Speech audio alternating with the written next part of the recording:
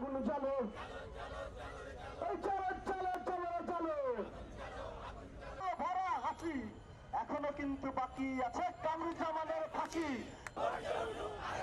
চলচলনের হাতিয়ার শহীদ পাকিস্তানে চলে যা, এই পাকিস্তানের প্রেতাত্মা মুক্তিযুদ্ধে জয় জয় জয় বাংলা, এই পার্লামেন্টের রাজপথ তোমার আমার ঠিকানা।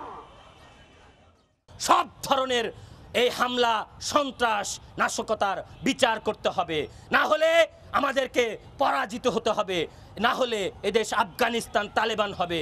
তাদের দেশেও এই বিচারহীনতার সংস্কৃতি আজকে তাদেরকে ধ্বংস করেছে। তারা ট্রেনিং দিচ্ছে, ট্রেনিং দিয়ে তারা বোমা হামলা। রাজনৈতিক দল, সামাজিক সাংস্কৃতিক ছাত্র যুব পেশাজীবী নারী সংগঠন এনজিও এদেশের প্রত্যেকটি মুক্ত চিন্তার মানুষকে, প্রগতিশীল আন্দোলনের কর্মীদেরকে, মুক্তিযুদ্ধের পক্ষের প্রতিটি মানুষকে ঐক্যবদ্ধ হয়ে আজকে এক কাতারে দাঁড়িয়ে এই মৌলবাদীদেরকে দমন করতে হবে, এই সন্ত্রাসীদের বিরুদ্ধে দাঁড়াতে হবে।